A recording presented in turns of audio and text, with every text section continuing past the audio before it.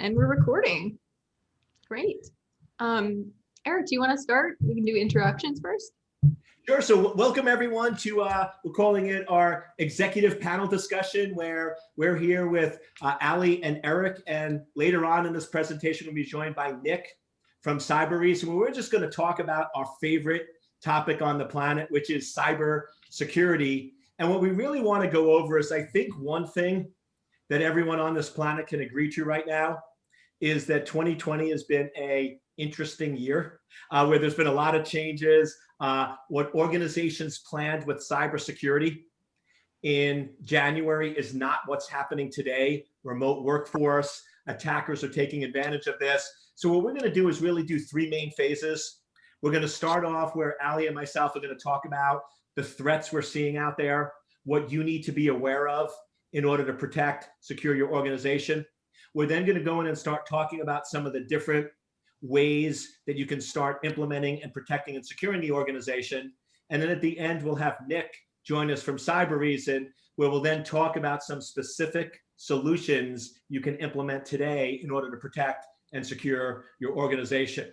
So I guess let's go ahead and jump right in. So Allie, what are you seeing sort of from a threat perspective that's a little different than where things were at in January of 2020? Yeah, this year, for obvious reasons, this year has been very challenging, as you mentioned. One of the ways that we're seeing that a lot, and I think everyone is through the news, is a lot of ransomware attacks, many more than expected, and a lot of them targeting hospitals and other organizations that really require 100% uptime. And anything less than that is a real problem for them. So hospitals, especially right now, are a great example of this. With the pandemic, it's critical that hospitals are able to maintain as close to 100% uptime as possible. Unfortunately, these types of attacks have led to deaths. In places like Germany, a woman died because she wasn't able to get the care that she needed because of a ransomware attack. And so these are the things that I'm really thinking about, really concerned about, is what different industries really do need to maximize uptime as just a basic requirement, and how are they dealing with ransomware attacks. And I think the most prevalent one has been hospitals. What do you think? Yeah.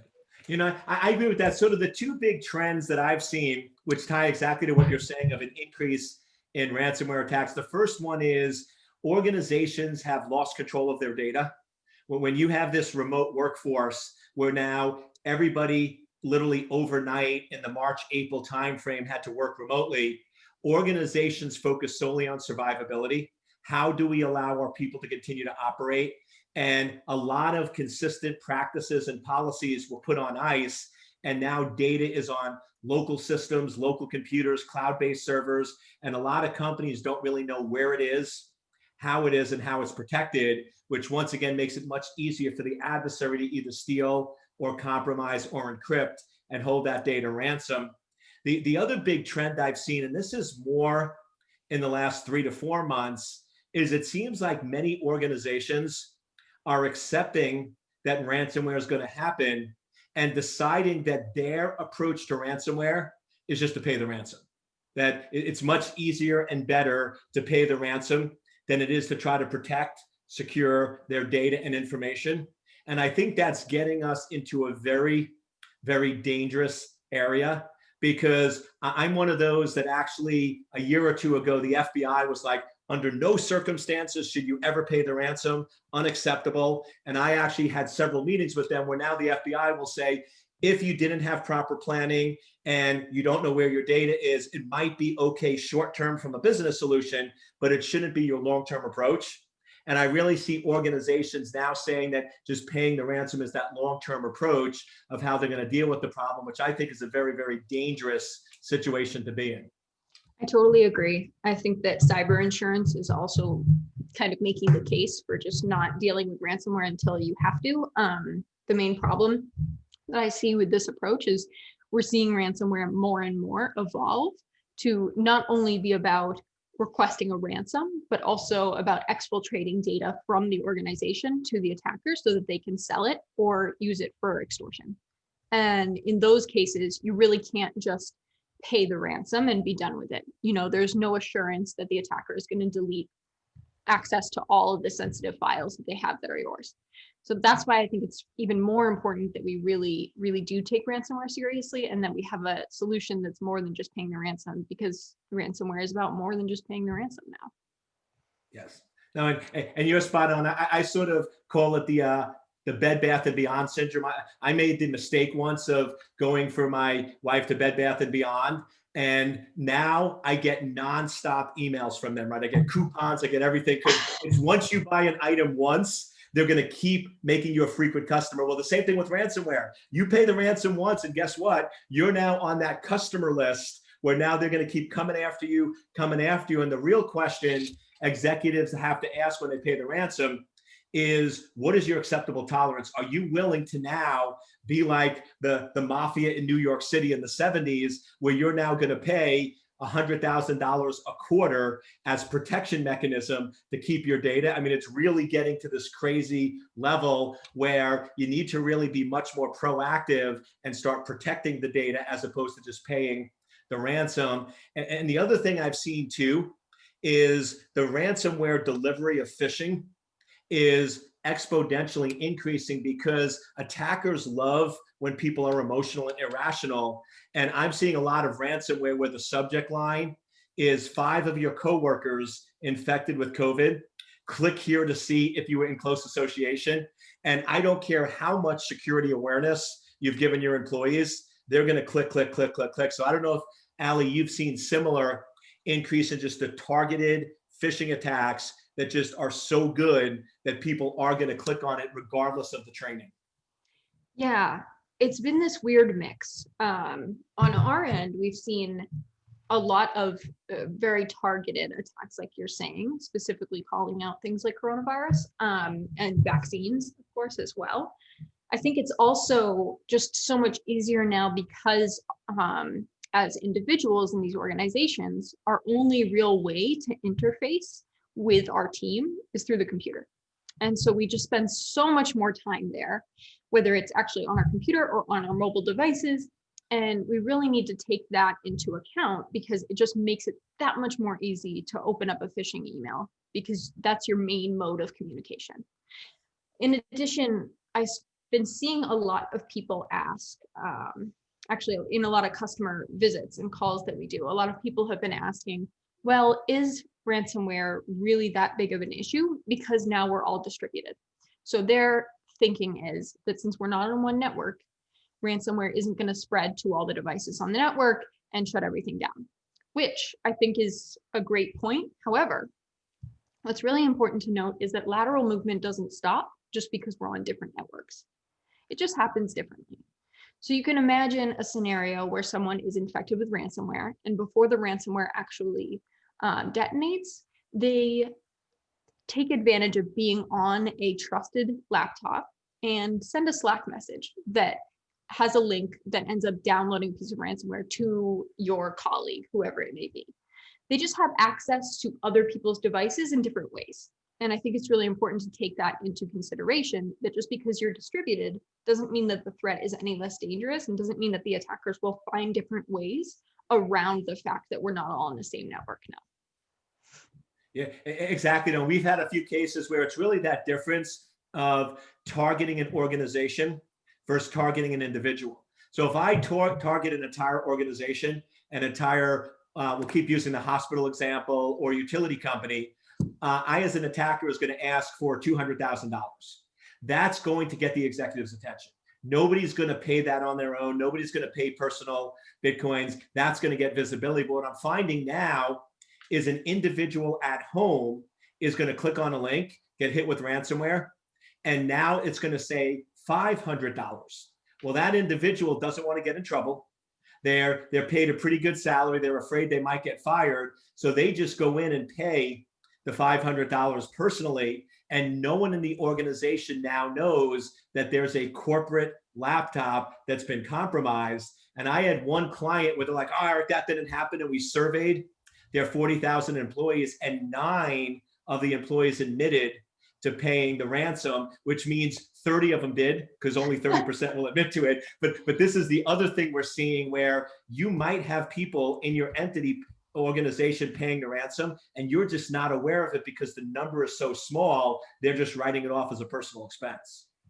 That's fascinating to me. I think that that's very interesting. And it really does ring true because we see these ransomware attackers making so much, like a ridiculous amount of money off of these ransomware attacks. I think I read that the authors of Ryuk made like 34 million. And it seems ridiculous when you look at the low ransom costs, but when you take into account that you have individuals who kind of feel embarrassed or ashamed of being hit by ransomware, and so they just pay it off and go on their way, you can get a lot of money that way, and people would never know. You do the basic math, getting in this entire economy and world, getting 10,000 people to click on a malicious link is pretty reasonable. It's probably on the very, very conservative side. And just do 10,000 times 500, and you got a pretty good payday. And I sort of joke with my kids sometimes going, man, being honest is a lot harder than being a criminal mind, right? Because you can make a lot of money, but that's their mindset. So that's the other big shift I've seen is instead of targeting a big company for a large amount, they're targeting a lot of individuals for smaller amounts, which means it's going unnoticed and corporations are not able to protect them the same way. Absolutely. And when you put remote work on top of that, it just gets more complicated too, because say I'm in the office and I get hit with ransomware and it knocks out my machine, I'm probably going to go to IT and be like, hey, what's going on here? But if you're at home and that happens, you are just in a very different environment. You're in a much more personal environment. You're not necessarily going to want to go on Slack and say, hey, I can't open my laptop, what's going on? And it just really does open up the possibility for someone to want to just hide away their mistake. Exactly. And then just sort of transitioning, we've been talking about the threats in terms of the protection. One of the questions that we did get beforehand that I just want to encourage everyone listening, if you want to submit questions to Allie and myself or Nick, who's going to be joining us later, please go in and go to the Q&A box and just type in your question and we'd be happy to address that. But one of the questions that came in beforehand is, what is the best way to answer when your executives ask you, are we safe and secure? And my initial answer is, you're not, but I'll let Allie, you jump in there and then I'll add to that. Absolutely. It's a great question. This is one of the hardest questions to answer in security, of course. But moreover, I think it's one of the biggest problems that we have as an industry is our ability to really speak to the business, to align to the business, which is really understandable given that it is such a technical field, but it's also pretty fascinating because ultimately, as a security team, I mean, I'm personally on the security team at Cybereason, responsible for infrastructure security and product security. And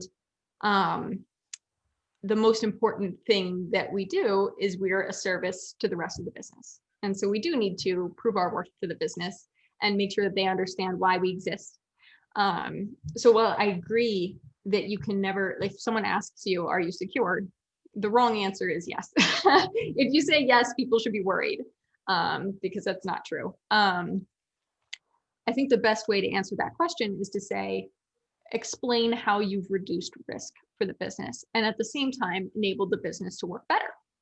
That mix and understanding those partnerships is what really matters. And ideally, you will be so tightly aligned to the rest of the business, to the leaders in the business, that they won't ever ask a question like that because they understand what you're doing, why you're doing it, and how it's helping to reduce risk. And a huge part of that is building a culture that really believes in security. And before, I think actually this week, I just recently listened to this webinar from Forrester on where security is going. And one of the interesting things that they mentioned was that instead of talking about security awareness and security awareness training, we need to be talking about security culture and how we cultivate a security culture. And I love that idea because before that, I was talking about like, we need to talk about security more. It needs to be about awareness, but really it needs to be a mindset.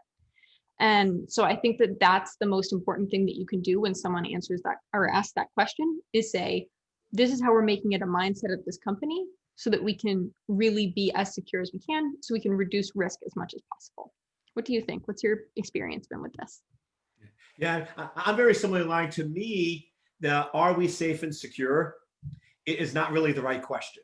because 100% security doesn't exist. I always jokingly say, if you want to be 100% secure, it's the easiest, simplest thing on the planet. Become Amish, right? Go horse and buggy, give up computers, right? And trust me, my kids know when I have a stressful day and I come home and I go, I want to be Amish, right? I know that's not an easy life, but just disconnecting from the tech. But the point is, it's a real simple equation. 100% security is zero functionality, which means whenever you're adding functionality, you're decreasing security. So it's not, are we safe and secure? It's, is the security acceptable and reasonable based on the business we're in? Is it an acceptable risk? And to me, what I always urge organizations to do is ask two questions.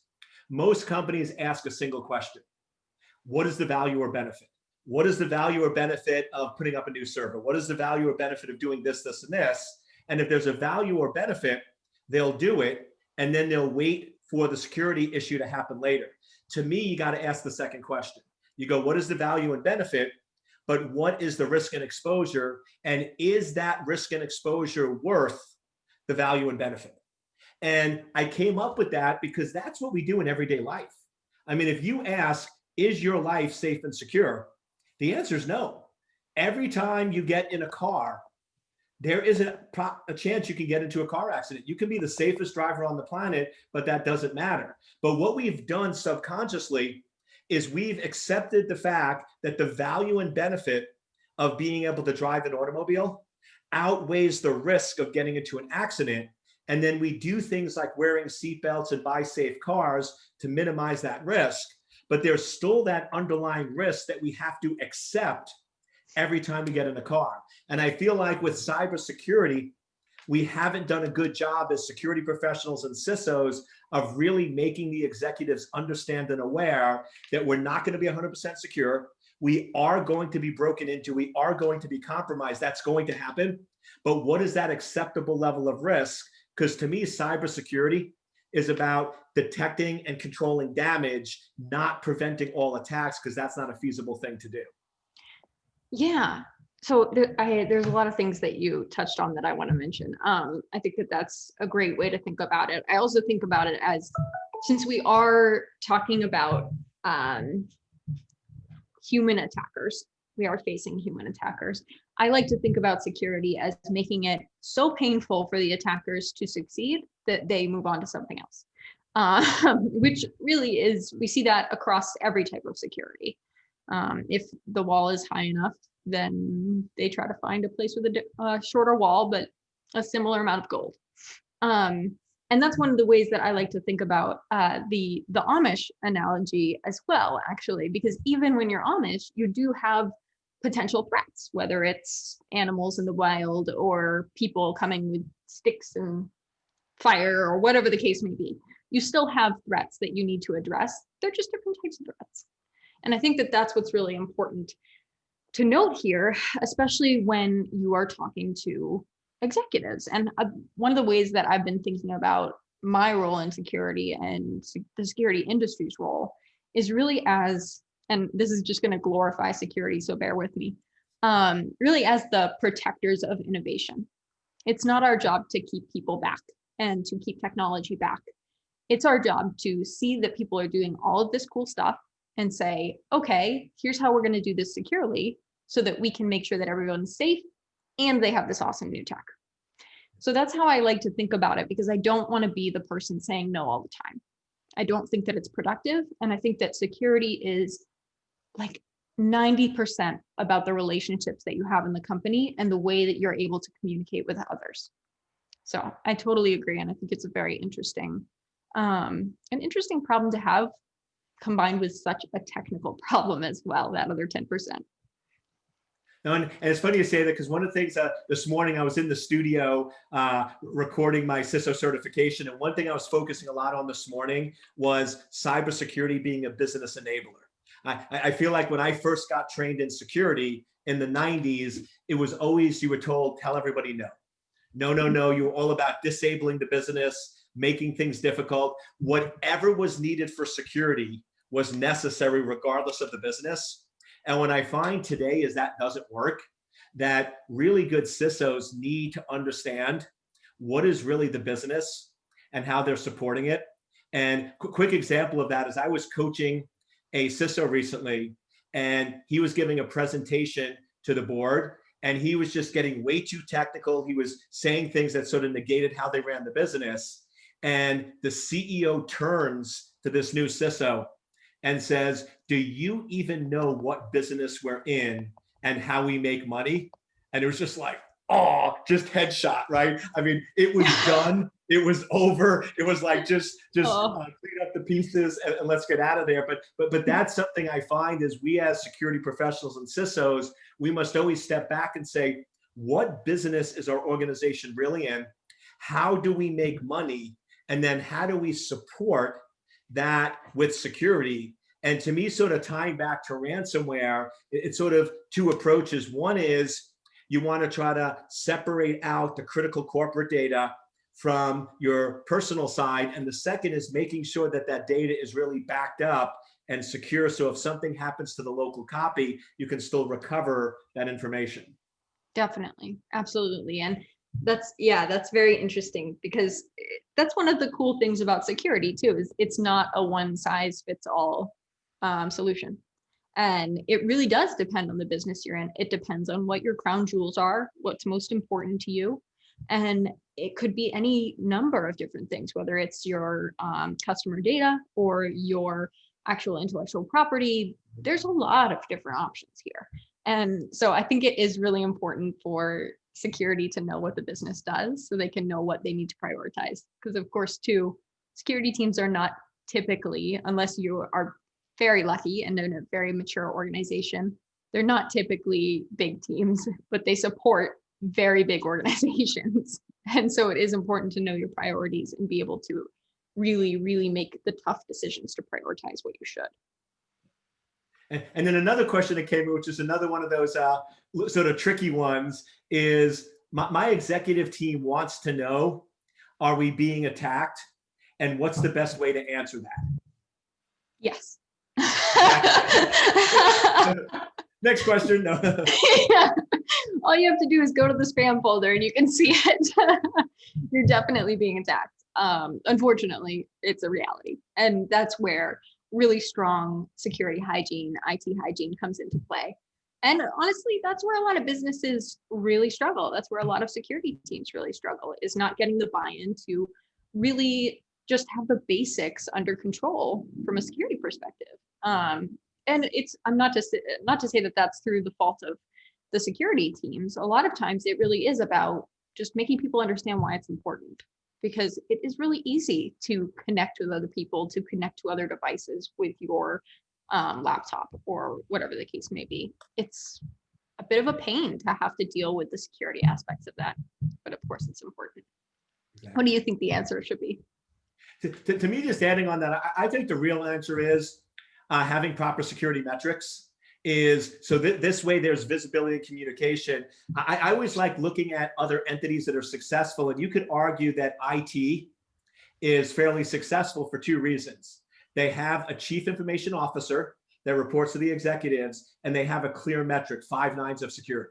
If you're working in 5 nines of uptime availability. If you work in IT, if you're delivering 99.999% uptime availability, then you're considered successful, the executives are happy, and the business is being supported. It's a clear, simple metric that everyone understands. To me, in security, we had two problems. One, we didn't have a chief that was at the same level as the CIO, but now that is changing, where most companies do have chief information security officers equal to the CIO. But to me, the fundamental problem is the metric that executives are using, security people are not aware of, and it's a dangerous metric. Whether we like it or not, in my opinion, the metric that executives are using as the 5 nines of security is, if we don't have an attack, you're doing your job. And the reason I know that is, what happens when a breach occurs? The CISO gets fired, right? So that's a pretty clear metric that's out there. So to me, we need to come up with a better metric. And what I found is, while not a perfect metric, one that works well is attempted attacks. Just as a starting point, what if you went in and you just looked at the number of drop packets in your firewall? I know it's not a perfect metric, each week, and you said that to the executives. to me, that would change everything, because when I talk to CEOs, they say, oh, Eric, we probably have maybe 1 or 2 attacks a day, maybe 6 or 7 a week. This isn't a big problem. When in reality, most companies are having 30 to 40,000 attempted attacks every single week. So what I would say is, you're being attacked, but give them clear numbers. Send a simple email each week that says, we had 40,000 attempted attacks this week. And now you're changing their perception and visibility just to how big a problem it is. And now when a breach does happen, they're more likely to keep you as opposed to getting rid of you, because they understand the real problem set. So I'm just curious on what you've seen, Allie, about sort of using attempted attacks as a metric to increase visibility. I think it's interesting. I definitely think it can help a lot just to have an understanding of just how dramatic the problem is. I would worry about attack fatigue and kind of people looking at that and saying, every day it's like that. It's nothing new. And how are you making this better? And just trying to communicate to your boss, like, okay, here's the number of attacks we're seeing per day. We haven't been breached yet. Good. But how are we actually, what are we doing to stop this earlier or stop this more effectively? One thing that we talk about a lot at Cybereason is the difference between first order and second order chaos, specifically where we see functions like IT as this system where things are going to happen no matter what you do. Ultimately, for example, there are a certain number of attacks that typically IT security deals with that are just going to happen because they're just automated attacks. They're commodity malware. It's just going to happen continuously and you have to address it, but you can't really do anything to more productively change that wave away from you. But then you have the cyber portion of those attacks. These are the more advanced attacks. We call them malicious operations, where attackers are really looking for their way in, and they tend to incorporate a lot of hacking operations. And that's where you get your second order chaos, which is where you take actions that actually do affect how people are acting towards you, because it is that human to human combat of the type. And that's where I think I totally agree that we need a better metric to convey basically our bubble and our safety bubble, and how much harder it is for attackers to get to us than it is for them to get to other people in our industry, or than it was for them to get to us yesterday or the day before, and just to show that improvement over time. And one of the lucky things about security, you're never really going to max out that number. Like, you can always improve your security posture, and you can always reduce risk more. What do you think of that? Does that kind of jive with what you're thinking? Yeah, no, I like that a lot, because I always thought my life was just chaos, but now I can have first order and second order chaos in my life. So, but no, I think that's really smart. You're right, because there's severity levels of attacks, and clearly, if you look at a formal definition of an incident, an adverse event or the threat of an adverse event, a port scan technically falls in as an incident as a massive attack vector. Yet those are quite different from an executive level perspective of how you deal with it. So I really like that, where you're differentiating almost on a severity level of a type 1 or category 1, category 2 chaos level of how you respond and react to those. And then the other thing I would just add is that recognizing that attacks will happen is start focusing in on what I look at a lot, which is dwell time and lateral movement, of essentially how long were they in the network and how much damage they were causing on sort of other metrics to give the executive. Now, the hard part with that is some CISOs don't want to admit defeat. So they're like, I don't want to go to my boss and say, we've been compromised for 5 hours and some records were stolen, because it's almost admitting you didn't do your job. But to me, it's also sort of setting expectations that this is the norm. And where I sort of struggle and interested in your input is, to me, catching an attack in 1 minute is ideal. Having an attack that's 2.5 years with 500 million records, not mentioning any names, is definitely not ideal. But where's that middle line of sort of acceptable detection and behavior? Yeah, I think that just like we are kind of talking about with risk, it's just about minimizing it. But like you're saying, the reality is it's probably going to happen. I think that what's interesting to note about this is that while this does happen, and it does happen often, a lot of times these things happen because we don't do the basics right. And it's really the unsexy stuff about security. You know, it is not me sitting here with someone who used to be in the CIA talking about ransomware.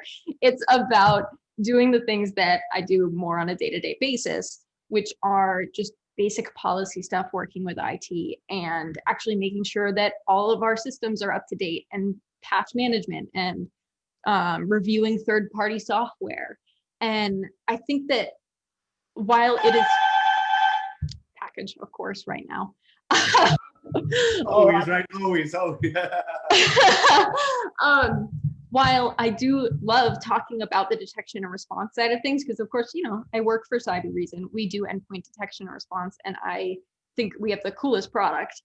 I also think that it's really important to note that this is a level of complexity that a lot of CISOs aren't necessarily comfortable communicating at this point, just because it really is all about making sure that you have a strong EPP and making sure that you are protected against what you can, you prevent the preventable, and then you can do the detection and response on top of that. But I don't find that many people are like, oh, I would like to tell my boss that we had an attacker in our environment at all. And so as opposed to saying like, oh, they've been here for 2.5 years, of course you want to lower that as much as possible. But at the end of the day, I don't know how you would approach that metric and communicate it in such a way that is very clear as to this being an acceptable amount of risk. What do you think? Yeah, exactly. Yeah, to me, when you're looking at sort of adversaries breaking in, there's really two targets. There's server as a target, and there's a client. And to me, the server is the target, is what gets a lot of the news. That's where you have these huge breaches. And to me, that's much more straightforward, because almost every one of the major breaches that attacked the server basically came down to there was a server that was visible that no one was aware of. It was missing a patch, and it contained critical data that was not properly encrypted. So to me, if you go in and you do asset inventory and you make sure you know about all your servers, you fully patch all of those systems, good configuration management, and you never have data on internet-facing systems, then just doing those basic methods of asset inventory, configuration management, data discovery, the problem goes away very quickly. So I feel like on the server side, that organizations can get very mature very quickly on that front. But where the struggle is on the client side, because the client side, which is the source of most ransomware, really the way to stop that is by not allowing web surfing or email. Well, that's needed to run the business. And if we even want to go to another level, it really comes down to blocking all attachments or embedded links, which once again, individuals need in order to do their job. So to me, the locking down, securing, and protecting that endpoint is where things tend to get a lot more difficult and a lot harder for organizations to work with. Absolutely. I think that that's so true. Especially now that we're working from home, which I know I keep bringing up, but it's hard not to. Because you do feel like you can have access to your personal email on your computer, and you open up an email and then you're hit with whatever the case may be, whatever form of ransomware is the latest flavor. So I think that that's very important and very true. And then just in talking about sort of how to protect that endpoint in a way to secure it, but still allowing individuals to have the functionality they need, let's bring Mr. Cybereason to the discussion, Nick. So Nick, welcome to the conversation. I know you've been sitting here quietly, but what are you seeing as sort of some of the ways to help protect that endpoint in a way that we can get the right level of security, minimize the threat without negatively impacting the user base? Thank you. And you're right. I have been sitting here just listening, but it's been a really good discussion, guys. So if you guys don't mind, I will introduce Cybereason, like we talked about at the beginning. And I'm going to answer your question, Eric. We talked about the threats. There were some common themes, whether we're talking about verticals that were being hit right now, whether we were talking about things around the pandemic like remote workforce, or just the increase in ransomware. It seemed like visibility is a common theme in all of those things. Here's where I'll throw in kind of a, a monkey wrench though. It also causes a lot of problems. And so from an endpoint perspective, the customers are going, or I'm sorry, the vendors are saying, hey guys, we need as much visibility as possible, and we're going to give you that. However, most of the tools that are out there today are very reactive. They're sending you an alert for every little, possible problem that could be on one machine. And so customers are ending up with this great visibility, not being able to keep up. Alert fatigue, you hear quite a bit. When we look at the numbers, it's only like 48% to be exact, of the alerts each day are analysts actually able to go through. And out of those 48%, only something like 26% are actual real alerts that they need to follow up on. So it's a real impossible task to really keep up with this visibility. Have you guys seen that out there, Allie and Eric? I want to keep this conversational. Definitely. That's the visibility issue is interesting because it really does come back to that prioritization for me, which is you need to make sure that your team is prioritizing its resources. And a lot of times that's the actual people. And so I totally agree that you need tools that aren't noisy, because it's just going to waste people's time. And that's going to be a huge problem, especially when you get to those more mature stages. What do you think, Eric? No, exactly. To me, that's sort of the fundamental problem out there. Because if you look at all these major breaches, we've worked on a large percent of them. And I will tell you, in every one of the major breaches, the vendor solutions that they had, the vendors always tout themselves saying, our technology detected the attack. If you go back and actually look, we detected the attack. Yes. On that specific day, you set off 20,000 alerts and one of them was correct. There was false positives. There was other garbage. There was no way anyone would have been able to handle that. But yes, somewhere in that 20,000 was the actual attack. But to me, you don't get credit for that. And you shouldn't get credit for that because there's just way too much. And then here's the problem. You're generating 20,000 alerts a day, but your team can only handle 200, which means you're going to lose. I mean, you can't win that game. After a week, you're already behind by almost 100,000 alerts. So we need to get to the point where we have much more confidence and either automation where it automatically takes action, or if your team can only handle 200 alerts, you only generate 200. But this idea that we're just buying all this tech and it's sending up so many alerts that nobody can manage isn't really solving the problem that's helping the organization.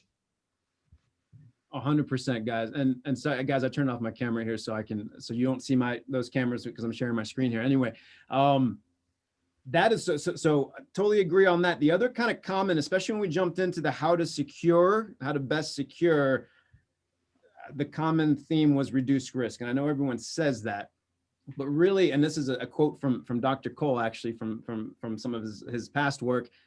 The key to reducing risk we see is, yes, prevention. We want to prevent as much as possible. And so you guys know, because I'm sure a lot of your organizations are like this today, about 80% of budgets on average are still going towards preventions. However, from a reduced risk prevention, perspective, that's just one piece of it. So prevention is incredibly important, but what about detections, right? And then what Dr. Cole says, which we totally agree with, and the way we architected our Cybereason product, is that detections without giving you much information to immediately start to respond, what good are those detections? And so I think with that kind of common theme around the how do we secure, how do we reduce risk, it's a really good intro into Cybereason and how we do things different. So I'll mention Cybereason has been around since 2012, guys. However, we really didn't have a product out for about almost 4 years. And one of the reasons is because of this. Everything out there right now, and our founders, by the way, we come from some of the best minds, specifically Israeli, the 8200 unit and the Israeli Defense Forces. These are basically the guys that built Stuxnet, all right? So we have the minds that understand the way that the bad guys are thinking and how they're gonna act in many ways, and then how we can best defend. So knowing that, we understood this problem. And when we architected the product, what we did is we took the first 3 years of saying, okay, how do we tackle this problem? Because we want visibility. Everyone agrees to that, but it's causing too many problems, right? We already talked about these stats, but this is the problem that most organizations are in today. I'm putting all of my money into these prevention, type of technologies and blocking known attacks, but also like we talked about a lot today, especially around ransomware. These very targeted unknown attacks are a huge issue, right? But all the budgets are going here. So we're putting a bunch of different tools. Usually, in a lot of cases, unfortunately, we're using not one platform, but multiple tools to do the prevention. Then if you do have EDR or detection and response, that's a different tool. It's just a mess. And this is really the pain that customers are feeling. That's why on average, it's taken a better part of over 50 days to realize that you've been breached or that someone has gotten in, right? So that detection piece is really missing because we're putting too much up front in the preventions. They're too noisy and we're not able to really keep up. And so Cybereason, what we did was go, okay, well, how do we make this more manageable? How do we truly take on that visibility that we're saying every day that we need, but make it manageable? And so what we did in our secret sauce is we built the strongest correlation engine that we know out there today. And what that does is it's looking at over 400 different attributes of every endpoint that it's looking at. It's asking up to 8 million questions per second. That's the strongest correlation engine that we know about there by 100 times, the second, far behind the second. And that is what gives the technology the power before any human intervention comes in to be able to really take on all that data, find those needles in the haystack. I guess the conversation, most people aren't used to talking about it this way from an endpoint, but it's similar to what you think of with a SIM.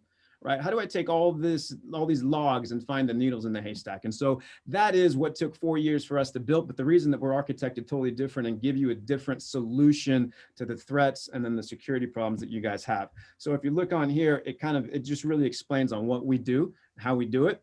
We start with preventions. We're not getting away from that. They're important. We do some of the old school stuff, and I know a lot of tools do, we're still doing signature based because that's going to cut a ton of the noise up front, but then we jumped into the more advanced things that we're really good at. Behavioral analysis to be able to stop from, non-malware attacks or fileless attacks, deception techniques around ransomware. We've been talking a lot about ransomware. We have the best story that we know about there around preventing ransomware.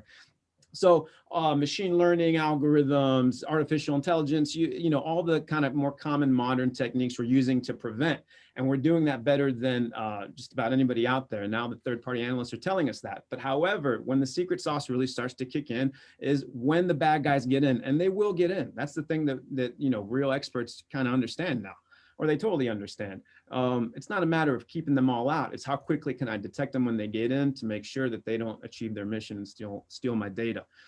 So this is where, when you get into the investigation piece, where our correlation engine, which no one else has, it's a dynamic data model versus a flat data model. We're basically giving you what an L1 analyst does and doing that for you in the tool before any human element has to jump in. And so what that allows us to do is to really find those needles in the haystack and to take those 50 days and really make that into really minutes or hours. And here is what the secret sauce looks like. Instead of those hundreds or thousands of alerts on those endpoints that every other technology is going to give you today, you get a malicious operation. So we're not managing alerts, we're managing operations. We put the full details of the whole threat in front of you so that we've already tried to prevent. Bad guys got in, as they will, the good guys will, on targeted attacks, but we've detected them right away. And we're giving you, like Dr. Cole says, the information you need to respond right away. What was the root cause? What tools were used? What machines and users have been affected? Communications, attack timeline. You can drill in here, and all of a sudden you've saved half the day of what an L1 analyst at some of our customer organizations were having to do before to put all of this together. So that's the secret sauce. That's what makes us able to really give you real visibility that you're asking for and make it manageable. And how we're doing that today is very simple. On kind of your more legacy endpoints or traditional endpoints, your workstations or your servers, we can do prevention on those, what the market calls next gen AV. We've got endpoint detection and response capabilities as well. And now I'll just highlight, because there's other things on here, obviously, we're in the mobile space, and we're the only ones looking at mobile endpoints, like real endpoints, in the sense of saying, I don't want to just kind of manage the health of these things. I want to actually prevent on those endpoints, detect, and be able to correlate across my entire environment, traditional and mobile, and then be able to start to even do some response on those mobiles. And no one else is doing that today. So that's big on our side, but now we're also tackling and including the mobile side into what we do. Also coming down the road, guys, because this correlation engine, again, is what separates us from everybody. It's the secret sauce, and it wasn't built just for endpoints. That's just where we started. So we're now moving into the XDR market, where network devices and other devices are also going to be pointed toward this, and you're going to have a real-time solution on those endpoints and now on other devices. It's doing this work for you, finding those needles in the haystack and giving you what you need to, be able to prevent in one platform, prevent, then detect across the entire environment and respond right away versus, the 50+ days it's taking these organizations on average. So that's the solution that we provide. It is really different than anything else that's out there today. It is a new solution though. The beauty is, it's not just me saying how great it is. We've started to get a lot of third parties also jumping on board. So we scored the highest in NSS's prevention testing this year than any of our competitors. Forrester rated us the #1 EDR product out in the market today. We're very excited to see what Gartner comes out with their new Magic Quadrant, which we know we're going to be on. So we're really starting to get a lot of buzz, guys. And I'll stop there. Eric and Allie, hopefully that kind of helped put together how Cybereason fits into the discussions that we've had today. Any questions or comments from that? I guess just one follow-up question. I mean, love this solution and how it works and operates. Can you maybe just go like at a high level how this would work with ransomware? Like if a link came in or something came in with ransomware, how this would be able to respond and control the damage or minimize the impact to the organization? Yeah, let me ask, I don't know if Allie or Walt want to go into, Walt Abel is my SC, of course, I'm running to him here. I know he's on, if they want to jump into specific, or I can go a little bit more kind of high level. Yeah, I mean, I'm happy to jump in here and talk about the solution a little more. So of course, we actually use Cybereason at Cybereason, so I can speak to this. I know that's a good endorsement. It's a multi-layered approach. So we have prevention layers. We do specifically have anti-ransomware capabilities that are able to prevent immediately any ransomware that comes in. It's 99% effective, just like the dentists, 4 out of 5 recommend. But what's also important to note is that what we have seen for these much more in-depth malicious operations, and a lot of times what they're becoming now is these ransomware operations, as we've been talking about, we actually have that detection and response capability on the back end of that conversation, so that if anything does get through that 1%, we can stop it with detection and response. And we have proven very effective at that. It's one of the things that, of course, we've been seeing over the past few months, and that's where the cross-machine correlation engine really comes into play, because you want to be able to understand these ransomware attacks across all devices. You don't want to send someone, an analyst, 600 alerts for one ransomware operation. You want to just see the full context of the attack for the entire ransomware campaign in one alert, or as we call it, malicious operation. So that's the whole purpose behind the platform. And if Nick, if you want to show the slide with the actual view of the UI, I'm not sure if that showed an actual malop, but if it did, that would be great. This one? Yes, here. So you can see, where is it? At the bottom, it says machines, users, communication. So you can not only just get this attack timeline, but you can actually see where the communication is going, what machines it's affected across all machines in your environment. Anywhere that Cybereason is deployed, you can see this. So you can see if one person at the company has been hit with this ransomware attack, or if 20, or if 9 of them and they've paid the ransom on the sly. You can see all of that. And so that's what I find really cool about Cybereason, is that you're actually able to get this context across everything. It's not just individual alerts for individual machines. Does that give some clarity? Yeah, and then and specifically to ransomware, I mean, the behavioral analysis that we're doing around our prevention is key. The deception techniques, like I mentioned, so we'll throw out dummy files when we think there's gonna, that there is a possible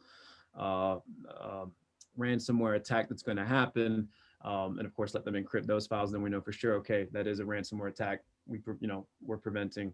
If we see this again, we'll prevent.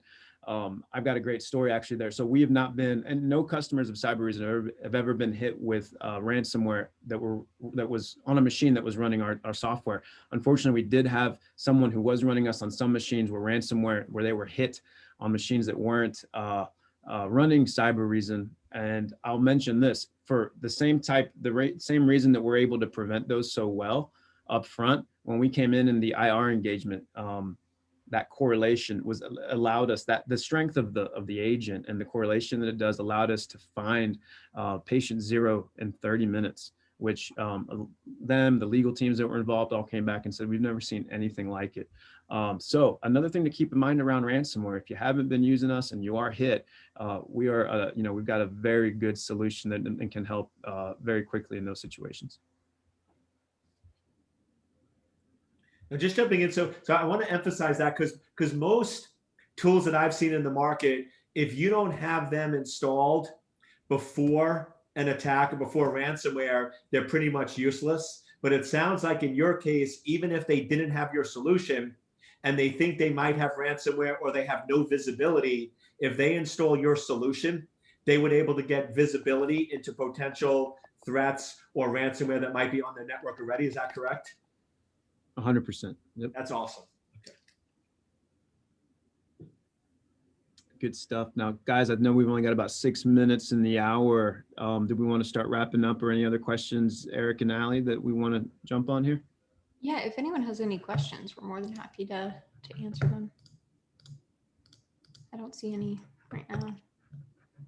But I did want to remind everyone that for all attendees, you should be receiving a book that's signed by Dr. Eric Cole, and the team will be dropping a link to the shipping form in the chat shortly. We appreciate that, Dr. Cole or Eric. Yes, I was gonna say, I know you went to Dr. Cole, that's all good. But no, like I said, just so everyone knows who's listening to this, I'm independent. I team up with Cybereason, but I don't have any ties or affiliations, but I just feel like it's a really good product that not a lot of people are aware of in the marketplace. And like I said, the thing that I really like is that if you're not sure if you're hit with ransomware, that you can install this and it will give you that instant visibility of what's happening and what's occurring within your organization. And I guess because I didn't hear it, I'll push it. If people want to find out more information about Cybereason, what's the best place for them to go to get more information? Well, of course, you can go on our website. You can request time. Atlantic Data Security, who's on the call. And by the way, guys, thank you so much, ADS, for everything you guys do. They're a big partner of ours. Of course, reach out to them and your rep that you may work with over there, and they can get in touch with us as well. I'm nick.urea, that's nick.urrea at cybereason.com. But we got plenty of ways to get in touch with us through the partner, through ADS, or through us. We'd love to talk with you. And yeah, I appreciate that that's a good call there, Eric. I do the same thing too, where you push it, but you always forget to give that info. But it doesn't look like we have any questions, but just want to thank you, Nick and Allie. I think this was a great session. I think we covered a lot of great information, and just want to thank all the attendees for attending this webinar. And if we can help you in any way, shape, or form, please reach out to either Atlantic or to us directly. So thank you so much. Thank you.